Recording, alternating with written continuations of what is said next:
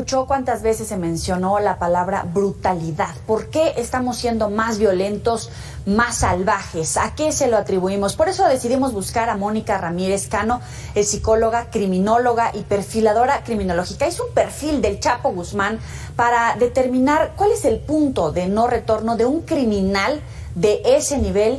Y por supuesto que le queremos preguntar en minutos cuál es el punto de no retorno de la sociedad, de usted, de su vecino, en un entorno familiar, no necesariamente los criminales de alto rango. Gracias por estar con nosotros. Bienvenida.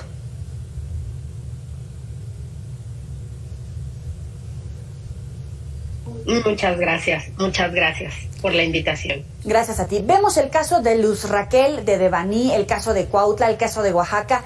¿Qué nos está pasando? Estamos llegando a un nivel de salvajismo y además, lo más preocupante, según lo veo, ¿lo estamos normalizando? ¿Estamos diciendo, pues pasa muy frecuente, tal vez no es tan grave?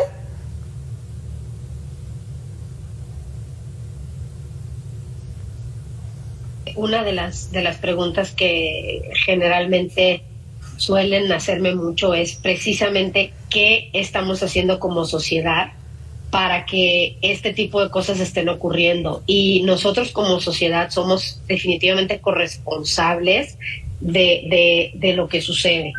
¿En qué sentido? Primero, en que estamos de alguna manera, como lo mencionas, estamos normalizando la violencia. O sea, aparecen 10 cuerpos colgados y, bueno, hoy fueron 10, ayer fueron 15 y mañana son otros 8, ¿no? Entonces, por una parte hay una normalización de la violencia hacia nuestra cultura. Por otra parte, ahorita estamos viviendo una violencia sin precedentes en el país. Esta violencia sin precedentes que estamos viendo en el país es una violencia muy psicopática. ¿Qué quiero decir con esto? Ya no hay preocupación, ni remordimiento, ni arrepentimiento, ni absolutamente ninguno de las emociones y sentimientos que podemos tener hacia el otro.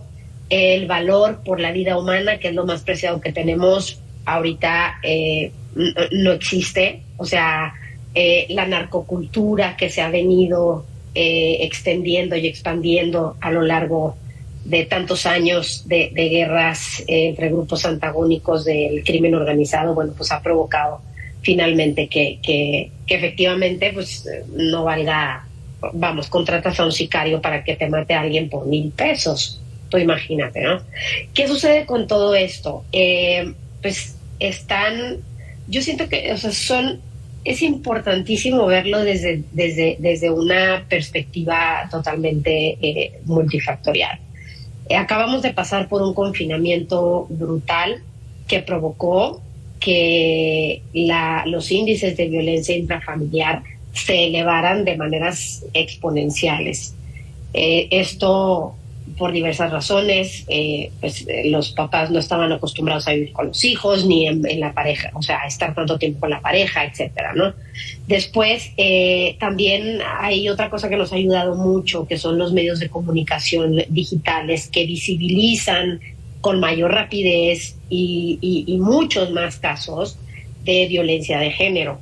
En este sentido, puede parecer también que haya un aumento exponencial respecto de años, de décadas mucho antes, ¿no?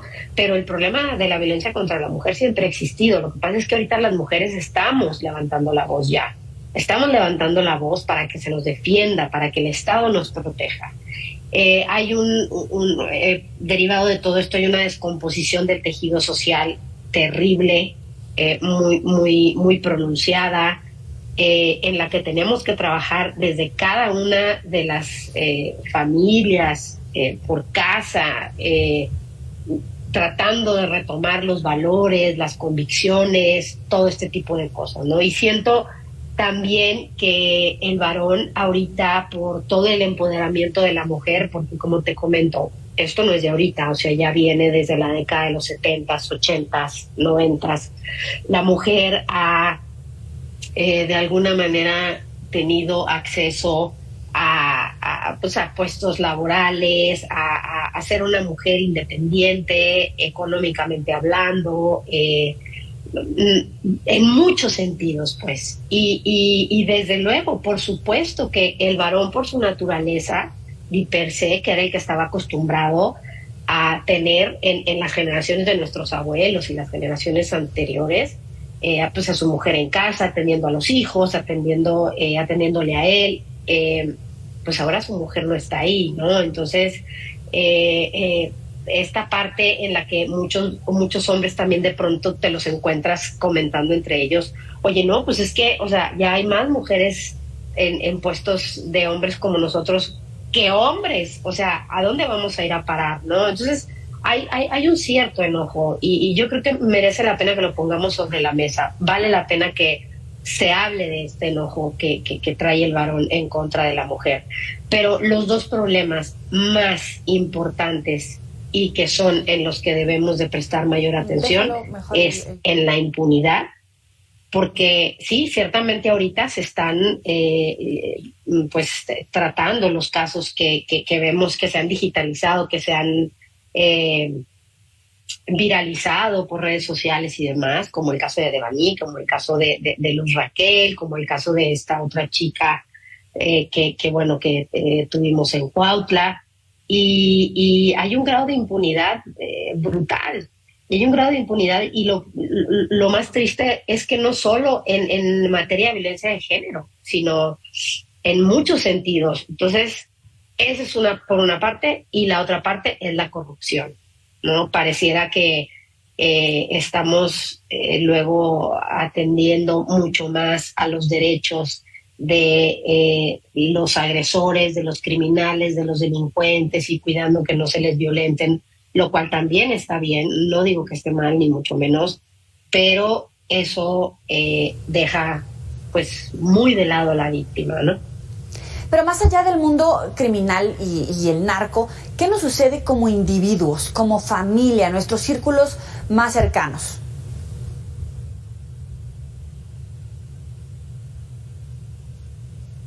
Cuando yo hablo sobre la cuestión del crimen organizado, sí, me refiero precisamente a lo que ha provocado toda esa vivencia y todas esas experiencias, ¿no?, que hemos estado atravesando. La violencia no es perjudicial en tanto la aprendas para resolver las problemáticas cotidianas de tu vida, porque la puedes desaprender y te puedes reeducar en ese sentido. La violencia es perjudicial en tanto nos desensibiliza, en tanto nos hace y nos vuelve indiferentes, ¿no? Y si tú te pones a hacer una revisión desde la década de los 2000, 2005, 2006, 2009, 2011, pues estamos ante un escenario, o estuvimos ante un escenario totalmente, descarnado, en el sentido de una violencia muy extrema, a la que nuestras infancias, que ahora son adolescentes y jóvenes, ¿no?, estuvieron expuestos, cosa que no había sucedido anteriormente. Entonces, ¿qué pasa con eso? Eso es lo que provoca el vivir. Es que estamos como en un estado de guerra, hemos estado como en un estado de guerra. Entonces, provoca tal desensibilización que comenzamos a introyectar esas experiencias.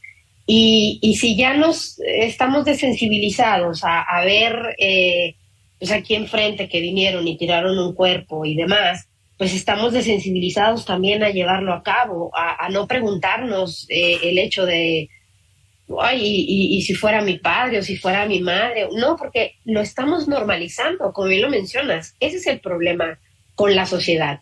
El tema de la violencia y el tema de todo esto que está sucediendo nos lleva a analizar al ser humano desde 4 aspectos fundamentales. El aspecto biológico, donde está toda la parte pues de la herencia, todas las cuestiones cerebrales, las bases fisiológicas de las emociones, etcétera, ¿no?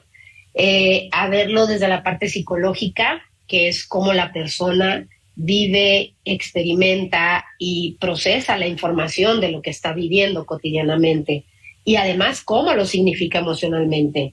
La parte social es muy importante porque yo creo que la parte social es la que nos ha llevado finalmente a esta desensibilización tan brutal y a esta indiferencia en la que vivimos los ciudadanos hoy en día y que nos lleva a cometer actos de crueldad con la misma desensibilización. O sea, no, pareciera que ya nos tendamos el corazón para cometer actos de crueldad. Y obviamente está muy, muy orientada a la mujer, hacia la mujer que ya sale de casa, que ya es independiente, que ya está independizada incluso económicamente y demás, ¿no? Y luego, bueno, viene la parte cultural. En la parte cultural también juega un papel sumamente importante porque ahorita en México, desafortunadamente, aunque no querramos hablar de cuestiones de delincuencia organizada, de crimen organizado, vivimos en una narcocultura donde los niños de ahorita lo que quieren ser son sicarios cuando estén grandes, ¿me explicó? Entonces, esta parte de la violencia tan psicopática que estamos viviendo, tan sin escrúpulos, tan falta de conciencia por las necesidades afectivas de los demás, por los sentimientos de los demás, es producto de toda esta de todo este análisis que debemos siempre hacer de manera como integral, ¿no? Entonces, sería muy sencillo para mí decir, no, mira, ¿sabes qué? Es que el varón en general está enojado y por eso arremete contra la mujer. Y la verdad es que como está acostumbrado a vivir en violencia, pues bueno, hay muchas cosas que ya no le importa llevar a cabo. Pero no es así. Hay que tener mucho cuidado con eso porque, bueno, hay que hacer un análisis profundo de lo que sucede, ¿no? Pero sí, definitivamente es una cuestión multifactorial. Para concluir, ¿cómo corregimos? ¿Pasa por dejar de negarlo, por admitirlo, por ponerle nombre y ajustar estrategias desde corregir la famosa abrazos no balazos?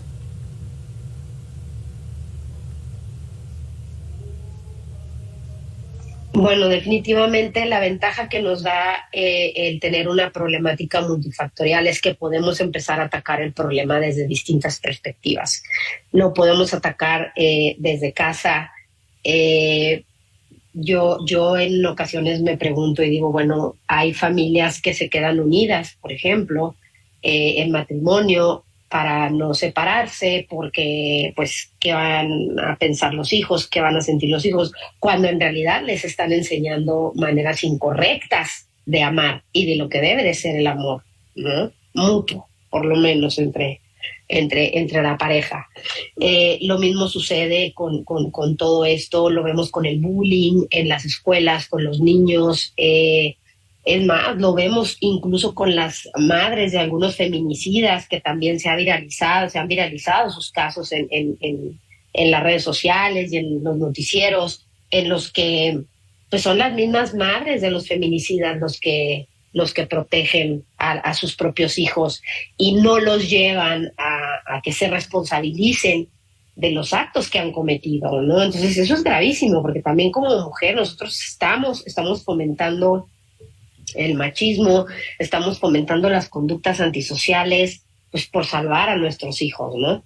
Como madres. Y eso es terrible. Creo que las personas, por ejemplo, en el área escolar, en los lugares donde los menores juegan, porque claro, yo hablo de los menores y de los adolescentes que son en los que podemos todavía de alguna manera hacer un alto y decir, hay que detenernos, hay que hacer aquí una corrección del camino y podemos hacer una reeducación de muchas cosas, ¿no? Ahorita, desgraciadamente, tenemos muchos adultos para los cuales ellos ya pues han introyectado pues, que esto de la impunidad, lo de la corrupción, van y pagan y les va peor a las mujeres en los juicios. Lo hemos visto inclusive con las personas privadas de la libertad, las mujeres son las más abandonadas que los hombres, entonces desde la parte también social se puede intervenir, como dices, es que no nos vamos a esperar a hacer una política pública, no, es que hay que hacerlo ya y ciertamente hay que ponerle nombre a las cosas Y más importante todavía es que hay que ponerlo sobre la mesa, porque si seguimos perpetuando este discurso de abrazos, no balazos, y eso es permisivo, es totalmente permisivo y es muy delicado y es muy complicado después querer volver atrás, ¿no? Para reeducar. O sea, a mí me toca trabajar con personas pues que ya han tomado decisiones y elecciones que para los cuales ya no hay marcha atrás, pero gracias a ellos he podido identificar rasgos, áreas de oportunidad, ¿no? Donde podemos intervenir, ¿no? Entonces, todo desde la familia, en el ámbito social, con los amigos, con el club, en los mismos sitios donde los menores se reúnen, los adolescentes. Ahorita tenemos un problema de adicciones también que se suma a todo esto que estamos viendo, y es algo terrible, porque estamos batallando mucho con el fentanilo y con el cristal, que genera muchísima adicción.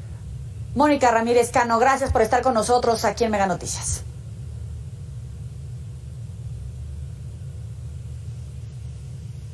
Un fuerte abrazo a todo tu auditorio y bueno, habría mucho que platicar, pero no tenemos el tiempo. Muchísimas gracias a ti, muy buena noche. Sabe que puede